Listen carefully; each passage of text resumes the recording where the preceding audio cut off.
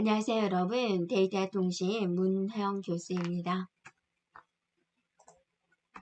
자, 우리가 이번에는 네트워크에 관련된 장비들에 대해서 살펴볼 건데요. 여러분에게 컴퓨터 20대를 주고 연결하세요 라고 했을 때 컴퓨터 외에 어떤 장비들이 필요할까라는 건데요. 먼저 이제 살펴보면은 랜카드가 먼저 필요합니다. 랜카드는 이렇게 생긴 건데요. 여러분 본체 뒷면에 보면은 이렇게 인터넷 선을 꽂을 수 있는 것이 되고 본체를 뜯어보면 이제 여기가 이 부분이 되는 거죠. 이렇게 생겼어요. 그래서 이 부분에 이제 랜 선을 연결하는 거죠. 그래서 이 랜 카드는 고유의 넘버가 있습니다. 그래서 유일하게 되는 거죠. 넘버가.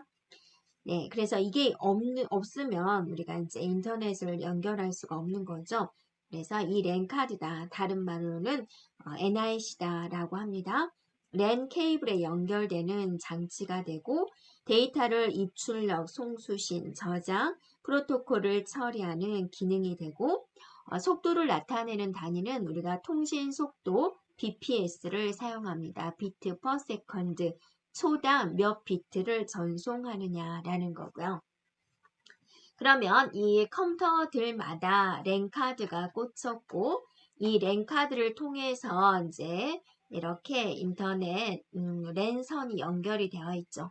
이거를 하나로 모으는데 그게 바로 뭐가 되냐?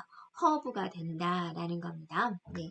그래서 허브는 컴퓨터를 하나의 네트워크로 연결해주는 장치고 허브는 여러분이 OSI 7계층에서 무슨 계층에 속하냐면 물리계층에 속하게 되는데요. 허브에는 두 가지가 있습니다. 더미 허브다, 스위칭 허브다. 이 스위칭 허브가 여기 스위치 하는 건데요. 일반적으로 우리가 허브를 말을 하면 더미 허브를 말을 하는데요. 이 더미 허브는 어떤 형태가 되냐면 이게 이제 인터넷 연결을 해서 바깥으로 이제 나가게 되는데요. 이 인터넷의 속도 하나를 가지고 얘네들이 다 나눠 갖는 거예요. 이렇게. 그래서 많이 접속한 경우는 이제 각자 속도를 나눠 갔기 때문에 1인당 접속되는 속도가 느려지게 되는 거죠. 그것에 비해서 스위칭 허브는 몇 대를 연결하든지 간에 이 하나의 속도 값을 그대로 각자 가져가는 것을 스위칭 허브다라고 합니다. 하지만 일반적으로 우리가 허브다 말을 할 때는 더미 허브를 말하게 되는 거고요. 자, 스위칭은 이제 대역폭을 분할하지 않는다. 즉 속도를 분할하지 않고 각자 그대로 전달하는 방식이 됩니다. OSI 7계층 중에서 데이터 링크 계층에 해당이 되는 부분이 되는 것이고요. 그 다음에 리피터는 신호를 증폭해 주는 겁니다. 내가 서울에서 길동아라고 불렀을 때 저기 부산에서는 어때요? 들리지 않죠? 그랬을 때 중간중간 신호를 증폭해서 전송해 주는 장치가 바로 리피터가 되고 OSI 7계층 중에 물리계층에서 동작하는 장치가 됩니다. 그러면 무한대로 리피터를 연결할 수 있느냐? 그렇지 않습니다. 4개까지 연결을 합니다. 자, 브릿지는 뭐냐면 이제 허브와 허브를 이렇게 연결해 주는 겁니다. 이렇게요. 그래서 여기 있는 허브와 여기 있는 허브를 연결을 해서 자, 브릿지로 되는 거죠. 그래서 이 브릿지는 모두 내부의 네트워크를 연결해 주는 겁니다. 둘 이상의 랜을 연결을 한다. 내부의 네트워크를 연결을 한다라는 거죠. 그 다음에 이게 이제 라우터라는 장비를 통해서 인터넷 세상으로 나가게 되는데 이 라우터 여기에 이제 게이트웨이가 있죠. 네. 그래서 여기는 내부와 외부로 나누어집니다. 먼저 게이트웨이를 보면은 여기를 중심으로 얘는 내부고 여기는 이제 인터넷 세상이 되는 거죠. 그래서 이 브릿지다라는 것은 동일한 네트워크를 연결해 주는 것이지만 라우터다라는 것은 프로토콜 구조가 달라요. 내부 외부. 여기는 인터넷 세상, 여기는 우리 내부. 그래서 프로토콜 구조가 전혀 다른 통신망을 상호 연결해서 정보를 송수신하는 것이 바로 게이트웨이다. 그래서 이거를 이제 하나의 바깥 세상으로 나가는 출입구의 역할을 한다라는 거죠. 네.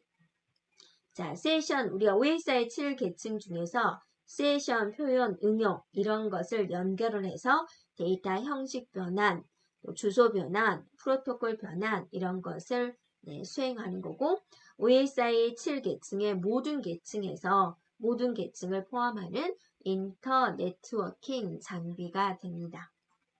자, 라우터는 이제 내부 외부 네트워크를 연결해주는 장비고 라우터는 이제 계속해서 기능이 추가가 되고 있고요. 발전이 되고 있습니다. 그래서 얘는 최적의 경로를 결정을 했습니다. 우리가 지하철에서도 A역에서 B역으로 갈 때 어디를 거쳐서 가면 가장 빨리 갈 수 있을까라는 찾기를 하듯이 얘가 이제 그런 거를 보여준다라는 겁니다. 그래서 신뢰성 있는 경로를 설정을 하고 또 그걸 관리함으로써 데이터를 전달하는 그런 역할을 하고 있습니다. 통신 프로토콜에 대해서 살펴보겠습니다. 프로토콜이라는 게 무엇일까? 통신 규약인데요. 우리가 이제 컴퓨터와 컴퓨터 간의 정보를 전달을 할 때 정보 전달을 원활하게 하기 위한 규칙이다라고 생각해 주면 돼요. 예를 들어서 자, 여기에 이제 한국인이 있고 그다음에 이제 미국인이 있는데 네, 서로 대화를 하려고 하면은 어때요? 중간에 어떤 매개체가 필요하죠. 이게요. 네, 전 영어 잘해요 라고 하는 사람도 있겠죠. 아랍인과 대화를 한다. 그러면 어때요? 여기도 어떤 매개체가 있어야지 대화가 용이하게 필요할 거예요. 인터넷이란 그런 거미줄처럼 엮여진 곳에서 전혀 모르는 사람들과도 우리가 이제 통신을 하죠. 그랬을 때 A라는 매체와 B라는 매체 간에 통신을 할 때는 여러 가지 규칙이 있어야 되겠고 그 규칙을 맞춰주는 어떤 게 필요할 겁니다. 이렇게 맞춰주는 거, 그런 이제 프로토콜이다라고 생각해 주면 돼요. 그래서 원칙상으로는 프로토콜이 서로 같은 것끼리 통신이 가능한데 프로토콜이 이제 맞지 않은 경우는 또 맞춰주는 그런 과정이 필요하겠습니다. 그래서 통신 프로토콜이다라고 한다면 통신하는 방법, 통신하는 데이터 형식, 오류 검출하고 수정하는 방법, 전송 속도 이런 방법에 대한 통신 규약이 됩니다. 내가 던지고 하면 상대편에서 받고 이렇게 타이밍이 같아야 되는데 타이밍이 틀리다. 그러면 물풍선이 막 땅에 떨어져서 데이터가 손실이 되겠죠. 그러면 안 되니까 서로 통신 속도도 맞춰주는 그런 게 필요하다라는 거예요. 그래서 그런 것들이 모두 다 프로토콜입니다. 개체 간의 통신 규약이다라는 거예요. 아주 옛날에는 이런 게 서로 다 달랐어요. 그래서 A라는 회사에서 쓰는 네트워크 방식을 구축된 네트워크 방식을 B라는 회사에다가 적용을 하면은 적용이 안 됐어요. 그러니까 우리가 이런 거죠. 우리가 이제 아이폰의 잭과 안드로이드 잭이 다르잖아요. 그런 원리가 됩니다. 그래서 아주 옛날에 1960년대에는 처음에는 IBM에서 제정한 프로토콜 BSC 또 SDLC 이런 것들을 이제 많이 사용을 했어요. 그러다가 이제 우리가 좀 하나로 통합을 해보자. 전기 코드가 다 다르니까 소비자들이 불편하잖아요. 잭의 코드를 좀 일원화시키자 라고 생각해 주면 돼요. 그래서 1976년, 약 16년 정도 지나서 국제전신전화자문위원회에서 하나로 통합하자라고 한 거예요. 그래서 그 뒤로 국제표준화기구 ISO에서 나섰어요. 그래서 우리가 이제 표준화된 OSI 참조 모델을 발표를 했습니다. 그리고 OSI 참조 모델 발표했고, 지금은 인터넷에서 TCP, IP를 사용을 하고 있습니다. 이 SDLC가 개발한 다음에 IBM에서 또 제안을 했어요. 그래서 이 SDLC를 HDLC로 발전을 시켰고요. 또 ITUT라는 데서 HDLC를 더욱더 발전을 해가지고 LAP라는 것, 또 LAPB라는 것들을 개발을 했습니다. 그래서 많은 연구원분들이 버전업을 시켰다라고 생각해 주면 되고요. 통신 프로토콜의 기본 요소예요. 그럼 프로토콜에는 어떤 내용이 들어가야 되느냐? 그러니까 우리가 이런 거죠. 생활에서 지켜야 될 예절을 우리는 매너라고 하고, 인터넷에서 지켜야 될 예절을 네티켓이라고 하듯이 통신에서 지켜야 될 것들을 프로토콜이라고 한다 그거죠. 그래서 프로토콜에다는 어떤 것들이 들어가야 되느냐? 구문, 의미, 타이밍이 들어가야 된다. 구문이 일단 세 가지 종류는 여러분이 기억을 해주고요. 구문이라는 것은 무엇이냐? 전송하는 데이터 형식, 또 부호 신호 레벨 이런 것들에 대한 것을 규정을 한 거고요. 의미다라는 것은 이제 오류 제어, 동기 제어, 흐름 제어 이렇게 각각의 제어 절차에 대한 사항을 규정한 거고요. 타이밍은 시간이죠. 그래서 통신 시스템 간의 통신 속도에 대한 규정, 또 순서에 대한 규정 이런 것들을 이제 의미합니다. 프로토콜이 가지고 있는 기능은 정말 많죠. 다 적을 수 없을 만큼 많습니다. 정보에 대한 분할 조립. 그래서 이런 문장을 통째로 가지 않죠. 이게 이진수로 바꿔야 되기 때문에 덩어리로 가는데, 자, 도착을 했을 때 이게 순서대로 들어와야지 해석이 되는 거죠. 그래서 나누는 것을 분할, 다시 이걸 하나로 합하는 것을 조립.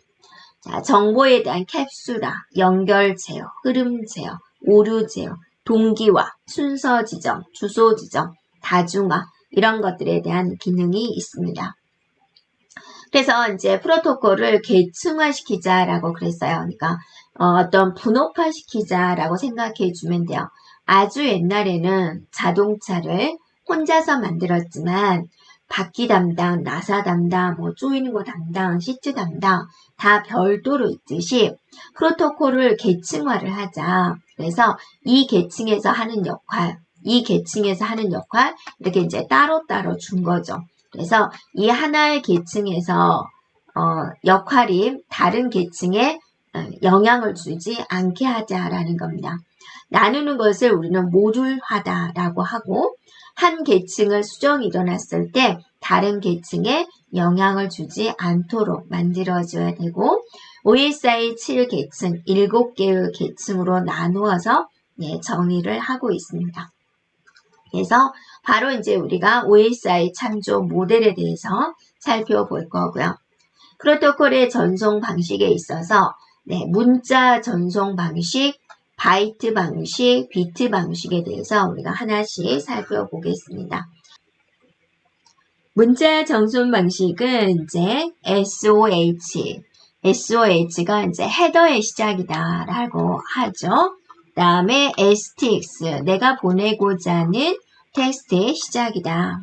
ETX는 내가 보내고자 하는 정보의 끝이다 라는 거죠. EOT라는 것은 마지막이다. 이런 것들로 이제 나타내는 거고 대표적으로 BSC 프로토콜이 있습니다. 바이트 방식은 이제 프레임의 헤더에 전송할 데이터 프레임에 대한 개수, 문자 개수, 메시지 수신 상태 이런 제어 정보를 삽입해서 전송하는 방식으로서 대표적으로 DDCM이 있습니다. 비트 방식이다라는 것은 데이터 프레임의 시작과 끝을 나타내는 고유한 패턴, 플래그를 둡니다. 플래그. 네. 그래서 이걸 삽입해서 전송하는 방식으로서 대표적으로 HDLC, 그다음에 SDLC, 그다음에 LAPB 이런 것들이 주어지게 됩니다. 그래서 네, 여기서 이제 우리가 중요하게 살펴봐야 될 거는 이제 HDLC, BSC인데 일단은 HDLC가 가장 중요하고요. 이것과 비교해서 BSC로 같이 살펴보면 되겠습니다. 자, 우리가 이제 굉장히 중요한 OSI 7계층에 대해서 이제 살펴보도록 하겠습니다. 그래서 이 OSI 7계층은 통신 쪽에서 가장 중요하고 핵심적인 부분이 되고 단골로 나오는 문제가 되는데요. 이 OSI 참조 모델은 어떤 표준이 되는 거죠. 각각 회사들별로 네트워크 구조를 발표하다 보니까 본인 A 회사에서 발표된 네트워크 구조를 B 회사에 접목을 하려고 그러면 안 되는 거예요. 그러니까 서로 상호 연동이 안 됐던 거죠. 그래서 이름도 비슷한 거꾸로 ISO라는 국제 표준화 기구에서 우리 표준화를 좀 하자. 강요는 아니에요. 표준화 좀 하자라고 공고해서 만든 게 OSI 7계층이고 자, 우리는 이 OSI 7계층을 통해서 통신이 이루어지게 됩니다. 그래서 OSI 7계층을 통해서 프로토콜을 표준화하고 또 컴퓨터 네트워크 간의 상호 통신을 가능하게 됩니다. 그래서 하위 계층에서부터 상위 계층까지 나눠지게 되는 거고 하위 계층은 이제 여러분이 직접 네트워크를 구축하는 어떤 물리적인 거 물리적이다 그러면 눈에 보이는 거죠. 직접 회선을 사와서 연결하고 장비로 이렇게 하는 그런 하위 계층이 되고 물리적인 계층이고 상위 계층으로 갈수록 눈에 보이지 않는 논리적인 부분이 됩니다. 그래서 일단 우리가 자세히 보겠지만 여러분이 이 표에 있는 내용만 확실하게 결론은 이 표에 있는 내용을 확실하게 기억을 해주면 되겠고요. 일단은 이제 외워야죠. 순서를 물대내 전세 표응 이렇게요. 네. 물대내 전세 표응 기억을 해주고요. 우리가 이제 상대방한테 이메일을 보낼 때 전송 버튼만 누르면 상대방에 슉 가는데 내부적으로 응용 표현 세션 전송 네트워크 데이터 링크 물리 계층까지 내려와요. 이게 이제 이진 형태로 처리가 되죠.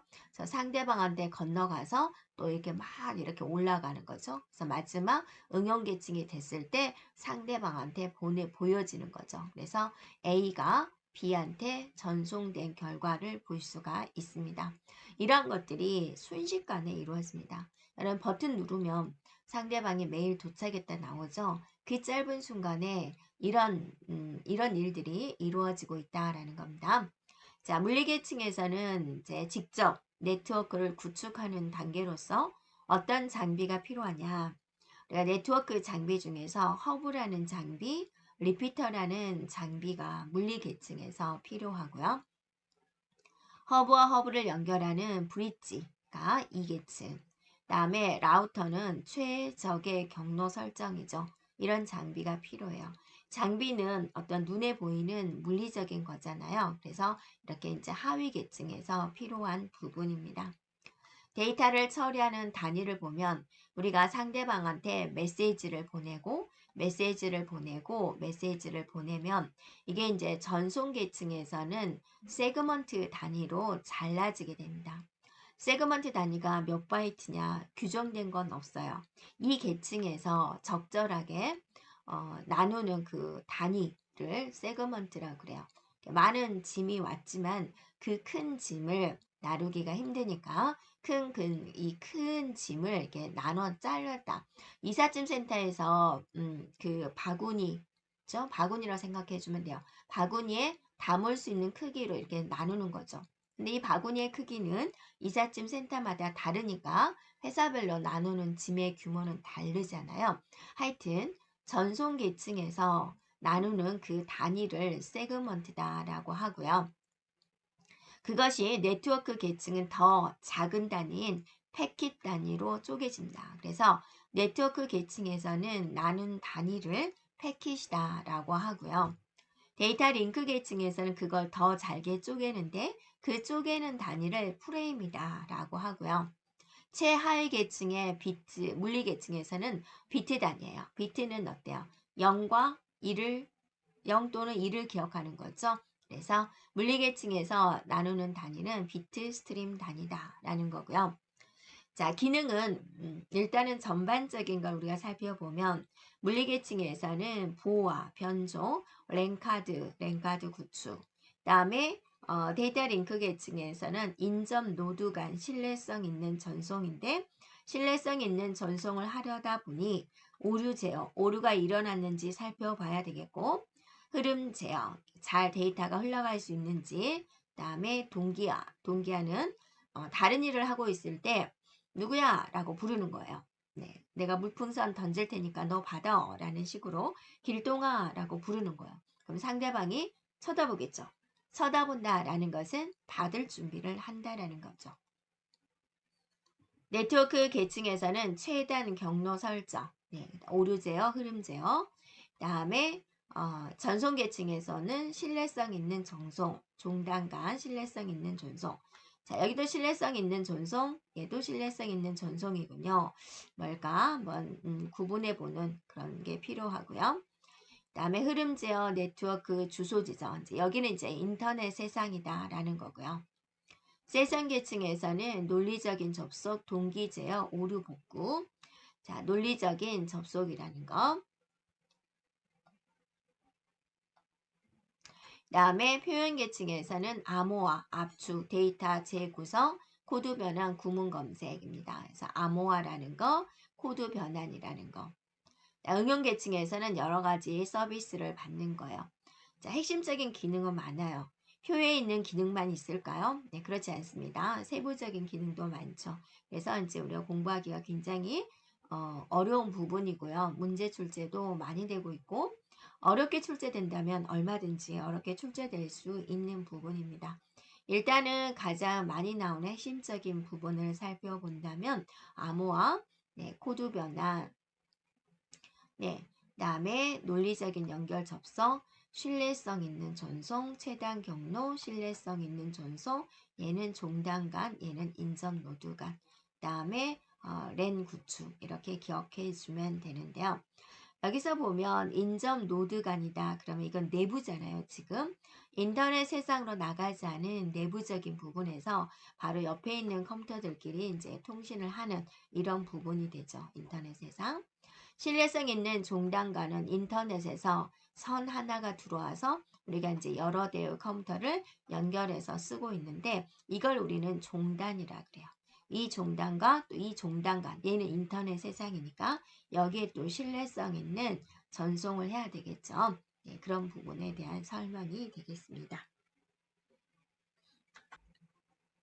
자, OSI 7 계층에 대해서 이제 우리가 요약적인 면을 살펴보았습니다.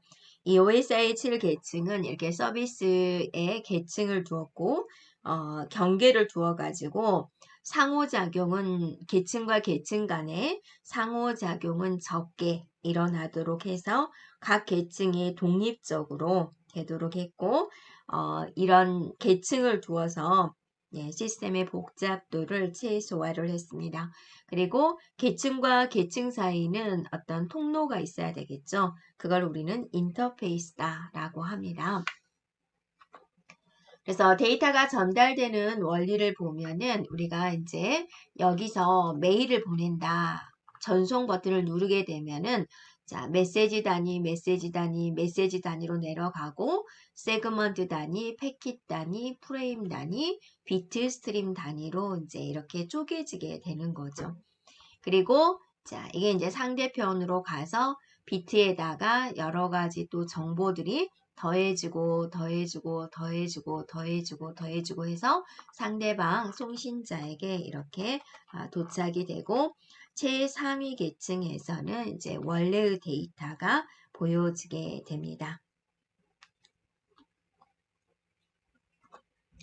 자, 의사의 7계층 중에서 하나하나의 계층에 대해서 살펴보도록 할 건데요.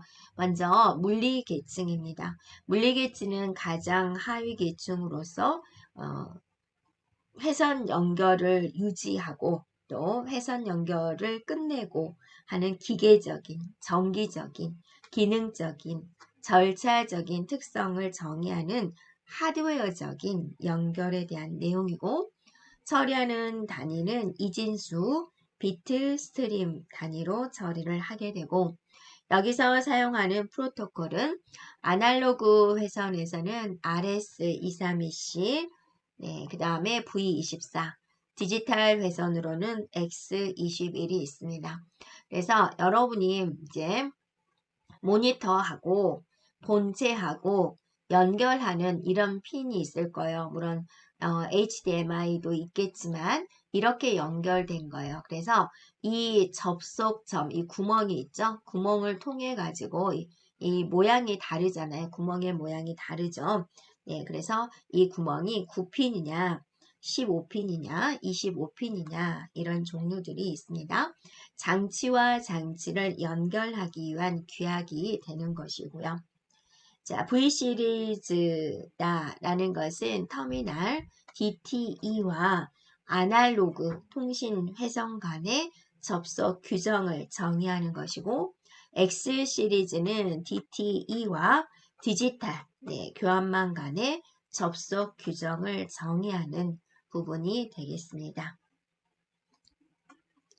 자, 다음은 데이터 링크 계층입니다. 그래서 데이터 링크 계층에는 인접 노드 간에 신뢰성 있는 전송을 하게 되는 거죠. 그래서 바로 옆에 있는 거죠. 아직 이제 외부로 나가지 않은 이제 내부에서 인접 노드 간에 신뢰성 있는 전송을 하는 부분이 되겠습니다. 그래서 정확하게 전송되었는지 확인을 하고 또 흐름 제어 이런 것들을 수행을 하게 됩니다. 여기서 이제 핵심적인 부분은 뭐예요? 자, 인접 노드 간에 신뢰성 있는 전송을 한다. 여기에 이제 핵심을 해주면 되겠고 자, 그 다음에 이제 우리가 잘 흘러가고 있나 흐름 제어를 한다 그거죠. 그래서 흐름 제어하면 여러분이 뭘 생각해 주면 돼요? 이렇게 구름다리를 생각을 하세요. 네. 그래서 갑자기 막 10만 명이 이 구름다리를 지나가면 폭삭 주저앉게 되니까 적절한 인원수를 이제 정리를 하는 부분이 흐름 제어가 되겠습니다. 그 다음에 이제 얘는 프레임 단위로 처리를 하게 되는 것이고요. 그 다음에 신뢰성 있는 전송을 하기 위해서 앞에서는 우리가 이제 흐름 제어에 대해서 했고 또 오류가 있는지 항상 살펴봐야 되는 오류 제어 그 다음에 이제 순서 제어 이러한 기능들을 하고요. 데이터 링크 계층에서 사용되는 프로토콜 HDLC, LAPB, LSC, LAPD, PPP 이러한 것들이 있습니다. 자, 여기서 이제 HDLC 기억해 주면 되겠고요. 다음에는 네트워크 계층입니다. 네트워크는 이제 인터넷과 연결되는 단계고 핵심적인 장비로서는 이제 라우터가 있고 라우터 하면 최적의 경로를 설정하는 거죠. 어느 길로 가면 가장 빠르게 도착할 수 있을까라는 것이 되는 것이고요. 그래서 시스템 상호 간에 데이터를 전송할 수 있도록 경로, 핵심은 경로 배정입니다. 최적에 대한 경로 배정이고요. 흐름 제어, 오류 제어 기능 수행을 하고 여기서 사용되는 프로토콜은 IPX25라는 프로토콜이 있습니다. 여기서 IP는 우리가 인터넷에서 사용하는 프로토콜이고 X25가 있는데 이거는 컴퓨터가 PSDN 패킷 교환망과 접속하기 위한 전송 규약입니다. 자, 전송 계층은 이제 신뢰성 있는 전송을 하는데 이제 여기는 인터넷 세상이 되는 거죠. 종단 간에 신뢰성 있는 전송을 한다. 인터넷에 보면은 여기서 선 하나가 들어와서 내부에 여러 대의 컴퓨터가 연결이 되는데 이거를 이제 우리는 종단이라고 한다. 이 종단과 이 종단 간의 통신에 있어서 신뢰성 있는 오류 없는 전송이 되기 위한 규약입니다. 신뢰성 있는 전송이 되려면 우리가 오류가 있나 없나 확인하는 오류 제어, 자, 그 다음에 흐름 제어 이런 것들에 대한 내용이 있어야 되겠고 여기서 이 계층에서 사용되는 프로토콜은 TCP, UDP가 있군요.